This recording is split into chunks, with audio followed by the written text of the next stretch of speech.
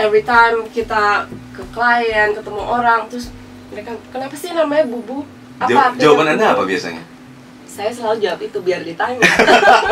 Jadi nggak ada artinya? Ada, itu anjing saya. Really? So that's your dog? Yes. Masih hidup sampai sekarang? Enggak, udah hilang anjingnya. Kenapa Anda terpikir itu waktu itu? Kenapa tidak nama orang tua misalnya? Saya lebih terpikir dari sisi marketing mungkin ya.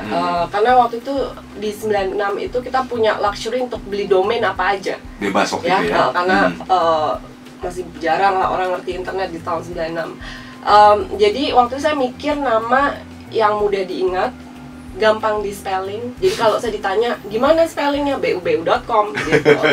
Nah, jadi itu kepikiran nama itu lebih karena lebih dari marketing gimmicknya ya. Jadi gampang diingat, orang pasti nanya, dan sekarang nama saya jadi Bubu gitu. Orang kadang-kadang lupa nama saya, manggilnya Bubu gitu.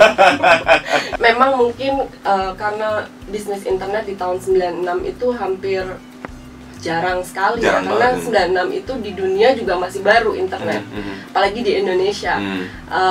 Jadi memang waktu saya memulai bubu.com itu kita sebagai web developer, kita mendesain website buat perusahaan-perusahaan, dan itu kendalanya banyak sekali. Dari kalau kita ke klien, kita harus pertama menjelaskan internet itu apa. Panjang ya urusannya. Panjang urusannya. Terus habis itu kedua, website itu apa? Kenapa butuh website gitu.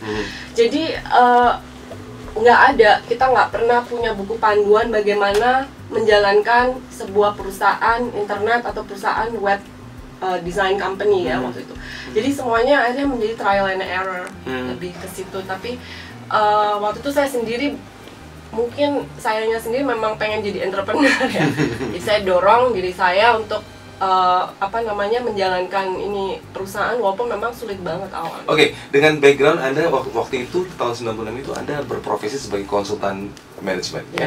Kemudian Anda berniat membuat sebuah perusahaan yang bergerak di dunia internet. Business wise waktu itu internet juga belum ramai ya.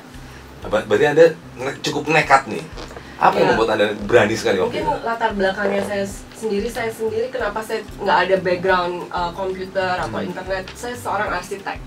Saya interior arsitektur. Kalau waktu itu nama sekolah saya interior architecture. Jadi belajar interior ya, juga arsitek ya. Itu 5 tahun, lama banget. Terus waktu saya sudah selesai sekolah itu, tiba-tiba saya setiap baca majalah bisnis, saya nggak ngerti nih, term-term nih baik banget, saya nggak ngerti. Jadi saya bilang sama bapak saya mau ambil MBA. Jadi bapak saya waktu itu agak-agak shock karena udah 5 tahun ambil sekolah arsitek yang cukup tiba-tiba mau MBA mahal, ya.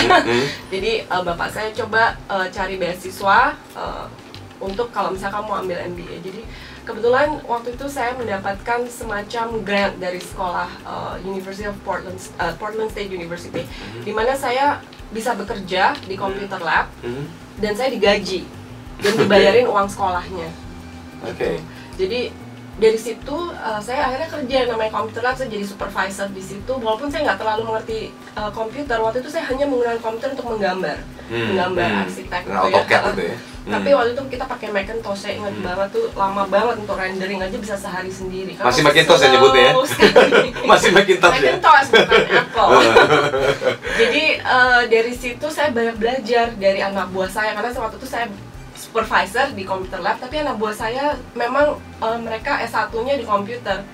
Jadi mereka bisa bersihin virus, ya ngutak-ngatik komputer udah canggih banget waktu itu. Dan waktu itu internet baru mulai di Amerika juga. Jadi di situ saya belajar. Nah, waktu saya buka pertama kali yang namanya website, saya sampai kaget gitu, karena saya bisa buka ini, terus teman saya misalnya di mana, di Jerman atau di Indonesia, dia bisa buka ngeliat yang sama, page yang sama yang saya lihat gitu. Itu saya dari situ saya ngeliat, ini media gila sekali, this is powerful, dan nggak bisa besar. Jadi mungkin dari kepercayaan itu saya bilang ini nggak bisa besar. Mungkin sekarang masih orang belum tahu, masih kecil, masih susah ya, cuma nanti kedepannya this is going to take over the world.